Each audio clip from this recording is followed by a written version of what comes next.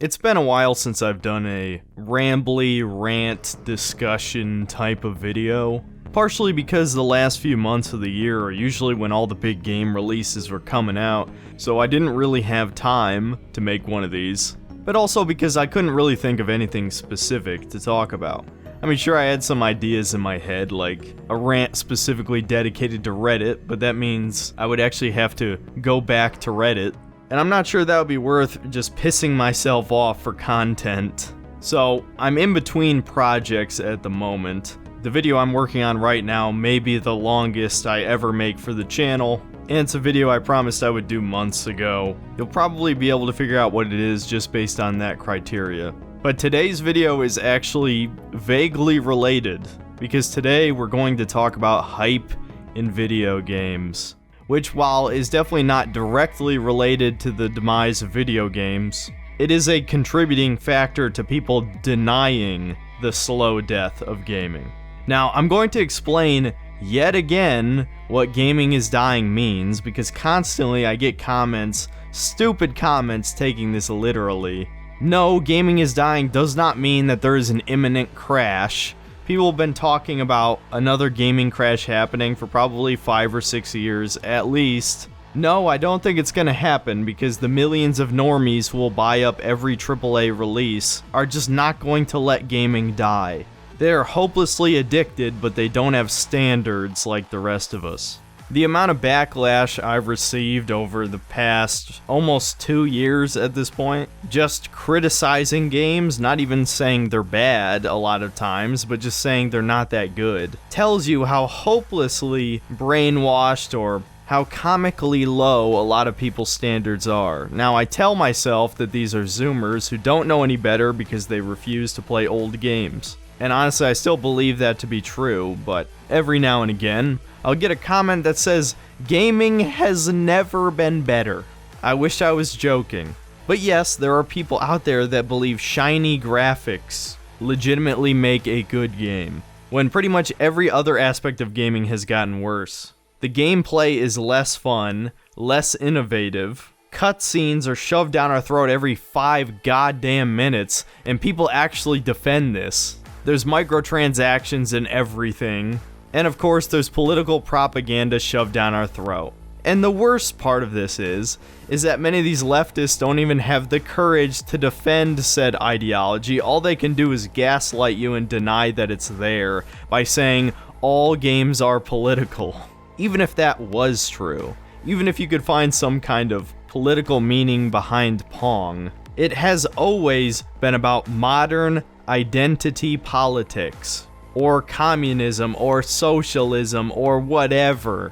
The irony is, if games were pushing something like anti-abortion laws, lefties would be all over it, attacking it. And if that ever does happen, I really hope we give them the same treatment they gave to us. Every game is political.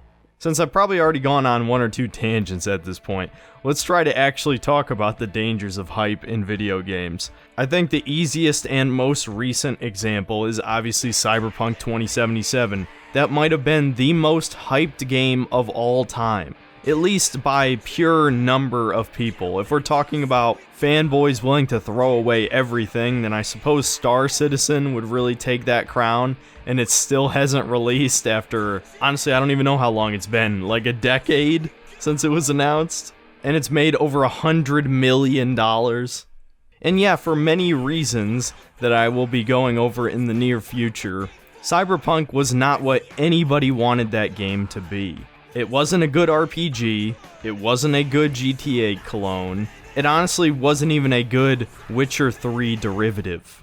And so the reason I'm talking about hype, if you couldn't figure it out, is because Elden Ring is coming out in about 6 weeks, and as someone who's been a major Souls fan since Dark Souls is actually in my top 10 favorite games of all time, and Demon Souls and Bloodborne would probably be in my top 20 or 30.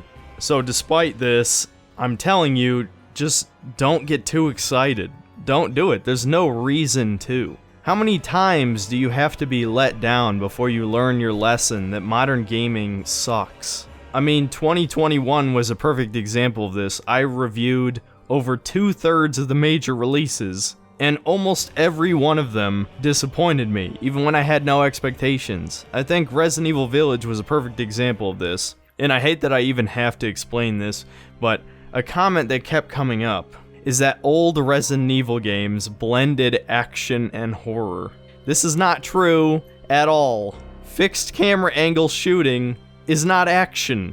I know we're playing semantics games here at this point, but a game that aims for you and the amount of interactivity with shooting is basically pressing the X button is not fucking action. That's not an action game. That's what I meant by blending action and horror, is the action game genre with horror as in scary. The old Resident Evil games are kinda scary, even with their dated graphics, but they are not satisfying from a gameplay perspective. And to clarify a little bit for some of my newer viewers, I love Resident Evil. This channel was almost a Resident Evil channel at one point. My first popular video was my Resident Evil 3 Remake review, where I was very disappointed in it, and literally the video right before that was me reviewing the original, and I love the old Resident Evil games. I think the Resident Evil 1 Remake is a masterpiece. That being said, you don't play those games for the shooting. The combat is just another form of resource management that elevates the horror. As you run out of ammo and healing items, you're gonna get scared, because if you die, you have to go back to a save point. It's that simple. With action mechanics, it's the opposite. The more satisfying your gameplay is on that level, whether it's first-person shooting or third-person shooting, the less scary your game is, because you feel like a badass. You can't have good action mechanics and still be a scary game. That was the point I was trying to make that I thought was obvious, but many people were confused by this. And so Resident Evil Village disappointed me by attempting to be a blend of both an action-y game and a scary game, and it ended up being not scary in the slightest, and the action mechanics were actually held back by the terrible pacing. That being said, when you did shoot stuff, it was pretty fun. It's not a bad game by any stretch. But it gets much worse than this. Again, it's a pretty long list at this point, but it seems like Zoomers have very short memories, or maybe some of the more traumatized of us, to be a little hyperbolic, have just conveniently forgotten the laundry list of disappointments over the past 8 years. Watch Dogs was probably the biggest one to open up last gen, being hyped up for like 3 years, and then ended up being an incredibly generic sandbox game with one-button hacking mechanics. You just press square and stuff happens, or you craft one-time use hacks that are extremely overpowered. And other than that, it was just kind of a generic third-person shooter with really, really terrible driving mechanics. Is it a bad game? I would argue no, actually. If you took away all expectations, Watch Dogs is okay. It's not great, but it's okay. To name even worse examples, Mass Effect Andromeda, a complete fucking disaster. Created by BioWare's B team that had absolutely no talent at it. Not that most people knew that leading up to release. But yeah, the game fucking sucked. It's been mocked so many times for its poor animations, poor writing, and it honestly just feels unimaginative. Despite taking place in a new galaxy, there's only 2 new intelligent alien races. I actually played all the way through that game. I kinda wish that I'd been making videos at the time, because I had quite a lot to say about it. Probably the biggest example of a disappointment that hit me personally, aside from Cyberpunk of course, which I think you all know, obviously, is Fallout 4. And the thing that blows my mind with Fallout 4 is that there's a lot of defenders for this game. And I've noticed almost every one of them is somebody who either 1, hasn't played Fallout 3, or New Vegas for that matter, or 2, played Fallout 4 before playing those games. Because Fallout 4 is in every way a dumbing down of the mechanics of Bethesda games, as was Skyrim before it. But Fallout 4 is even worse. It barely even feels like an RPG at times. And the player choice is extremely restricted behind level gates. Oh, you wanted to play an all-sneak character? Too bad, you gotta be level 30 to max out the sneak skill. It doesn't even let you play the character you want to play. Your main stats don't feel like they do anything anymore, though I guess that nerf to intelligence was kind of necessary. It was pretty overpowered in the previous 2 games. The fucking crafting mechanics were garbage and basically turned the entire game into a loot game by extension, which ironically the game is a worse loot game than the previous games in the series because they took out weapon durability. Now don't get me wrong, in most games I don't like weapon durability, but Fallout made it work because it gave you a reason to search every body. Now the only reason that you'll be looting raider corpses is hoping they have like fucking glue on them. Or if one of their guns has enough mods on it, maybe you could dismantle it for parts.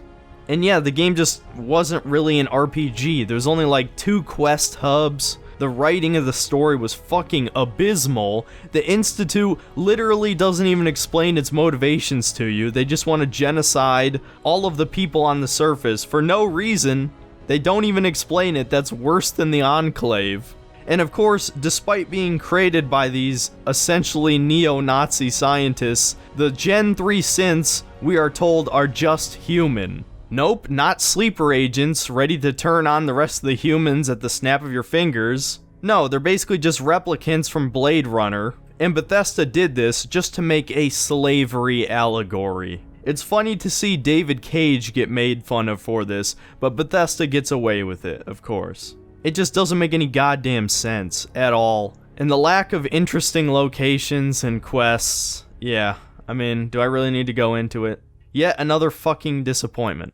I mean, even something like Metal Gear Solid 5, this is something I've gotten into a debate with people before, even that disappointed me quite a bit, because while the other Metal Gear games do have good mechanics, that was never the sole reason I played Metal Gear Solid games. I actually enjoyed the story in those games for how over the top that they are. And when Metal Gear Solid 5 had almost no story at all, obviously that greatly disappointed me. And ditching David Hayter for Kiefer Sutherland for absolutely no reason kinda pissed me off, especially when Venom Snake barely ever talked anyway. And so while it had a lot of mechanical depth, and a shit ton of options for you to play around with in the sandbox itself also sucked. I feel like the game was supposed to be a sequel to Peace Walker, which I actually liked Peace Walker, but what worked for Peace Walker is that they were small, contained, linear levels, and there were a lot of them. Compare this to MGS5, where they're 2 giant barren maps, you know? It just kinda gets more repetitive more quickly. So yeah, probably not nearly as bad as some of the other disappointments on this list, but it wasn't really what Metal Gear fans wanted out of a Metal Gear sequel, especially the story, which I won't spoil here, even though I would normally because it's been years, but it would take too long to talk about that specific subject. The point is, people wanted to see Big Boss turn evil, and that's not what they got. So the game was just a fucking waste. But definitely a fun game, not a bad game, but a disappointment. So hopefully you see the point with these examples. It's not about thinking every game is shit going in, it's just you gotta have reasonable expectations to a point. But at the same time, your expectations should only reasonably be so low, because then you're just gonna make excuses for every shitty game, as I see many times, like with Far Cry 6. And honestly, this whole video could be listing off gaming disappointments, and maybe it should be, but people just don't learn, man. To try and specifically talk about Elden Ring for a bit, and no, I'm not doom posting based on the footage that's been released. And actually, they released a pretty extensive demo that I didn't take a part in because honestly, I knew I was just gonna play that stuff again. So if a demo's more than an hour, I'm not gonna waste my time with it. But from what I can see, that definitely assuaged a lot of people's fears. I know people on V love to shit on every small little imperfection when you slow down the gameplay, but none of that really matters when you sit down to play the game. Obviously, it's another Dark Souls 3-esque experience, which could be bad because every game after the first Dark Souls slowly became more and more of an action game and less of an RPG, which I really don't like. Especially just the roll spam gets old. It makes armor pointless, which statistically they did make armor pointless. I believe Havel's armor only had like 12% more damage reduction than most of the medium armors in Dark Souls 3. It was just pathetically bad. But that being said, I still had fun with Dark Souls 3, so I expect to have fun with this. Really, my biggest worry is the open world mechanics. because even though I really did like Breath of the Wild, I also had quite a few problems with it. The comparison with Breath of the Wild here obviously being because both this game and that took their respective franchise in a different direction, that direction being an open world game. Namely, one was weapon degradation. Obviously, a lot of people didn't like that, but even accepting that, my broader issue was that there was no interesting loot in the game. Now, I'm not sure if this will be a problem with Elden Ring, because the Souls games tend to like to have a lot of weapons around anyway. Even if a lot of them have very similar movesets, it is kind of fun to pick up a new weapon, see what it can do.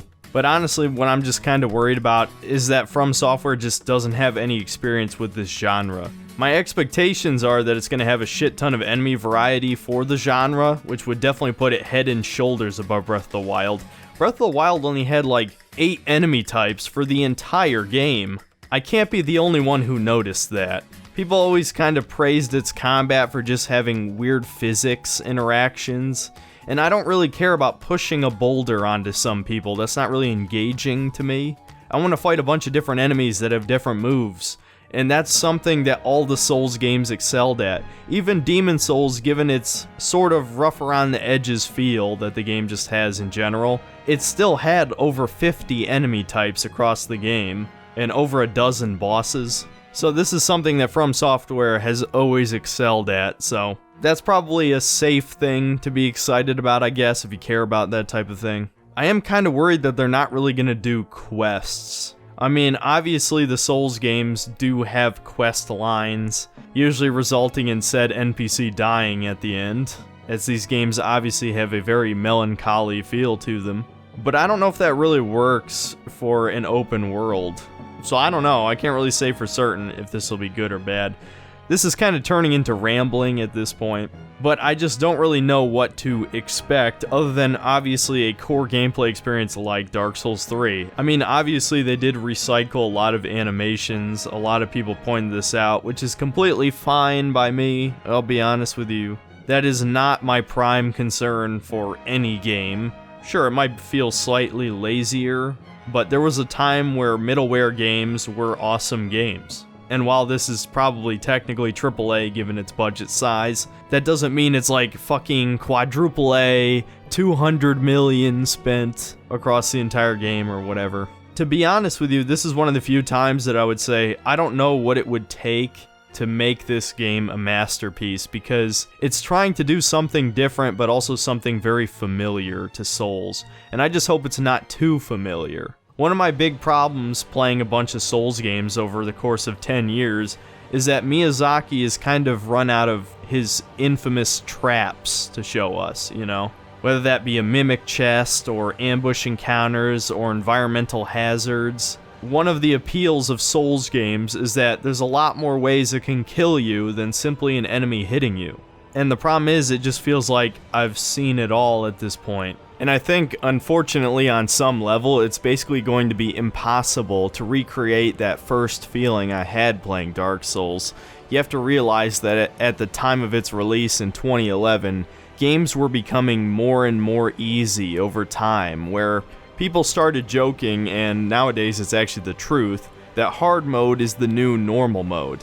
Because games are babied for normies who didn't grow up playing video games, or, in the case of Zoomers, are still teenagers. And I'm sure in the very near future, if not already, games will be catering to Gen Alpha. So anyway, when Dark Souls came out, it had the reputation of being ball-bustingly difficult. Now, that honestly didn't turn out to be the case, but when you didn't know anything about the game and you were playing it for the first time and didn't understand any of its mechanics, or that enemies could all attack you at the same time and there are all these traps and things, well yeah, it was pretty fucking hard. It's become sort of a hipster contrarian thing to say that the Souls games are easy, which is really stupid, and honestly I think the people saying it are just trying to sound cool on 4chan, but yeah, obviously the games are not some of the hardest games ever made. But the point is that it was something unique and special, and I just really got into the universe and characters and the lore, even before Vati Vidya did all of his videos. I read the item descriptions, I watched the environment and tried to come to my own conclusions, because it was really interesting to me. I just kind of like dark, depressing fantasy universes, and, well, honestly, they kind of took it a bit too far in the sequels, and it really just wasn't that interesting because the Japanese love their trope of endless cycles over and over again, which is just kind of boring because then nothing can ever change. Well, you know, it wasn't really the case in Dark Souls as far as we knew at the time. So it was really interesting, it felt like it was important. The gameplay was really fun and challenging. There were unique boss fights with actual different mechanics and ways of fighting them, which is something that I guess half the game designers at From Software forgot about. Cause yeah, Dark Souls 3 fucking roll spam your way to victory, buddy. No other strategies matter. All the gimmick bosses were shit, pretty much. Not as bad as Bed of Chaos, but given that there were like 5 of them, it ended up being worse overall, at least in my opinion. I don't really want this to turn into like a, oh, let's shit on Dark Souls 3 for 20 minutes type of thing, but I guess just to say one thing in its defense, the Ringed City DLC was really good, and I thought it was a fitting conclusion to the story. And honestly, getting hyped for video games in this day and age is just not a good idea, even for just your own personal sanity. Being disappointed is never a good feeling, and unfortunately, it's something I've become very familiar with. You could say I have too high expectations, but when I'm surrounded by millions of yes men who jerk off the most mediocre games, well, I think I can afford to be a little picky. And honestly, I just can't change how I feel. I don't really ham up my criticisms for these videos. It's how I felt in the moment, and yeah, maybe a week later I won't feel it as strongly, but I don't have that type of time. I play the game, then I give my thoughts, then I move on to the next game. That's just how these things work. So just don't expect Elden Ring to be a masterpiece. Maybe it will be.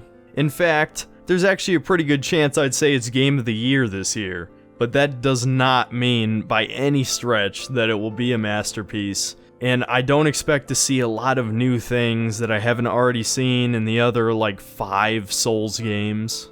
And I just hate that I have to say this at all. And I wouldn't have said this if Cyberpunk wasn't a disappointment. I would have thought, out of all the companies, that CD Projekt Red wouldn't betray us so thoroughly. I mean, it's insane how far the deception went. They lied about basically everything. They had no vision whatsoever. Now, I doubt that's the case with Elden Ring. There's no way that it's going to be that much of a mess. But honestly, I just think there's plenty of things to worry about, and again, given the long history of gaming disappointments over the past roughly 7 or 8 years, just don't get all that excited. And yeah, I know, I could talk in circles all day about this, but the point is, hype can be exciting, right? You know, I used to love getting hype for games, especially around E3, but it's not worth the disappointment. Just play the game and come to a conclusion. Try to have no expectations.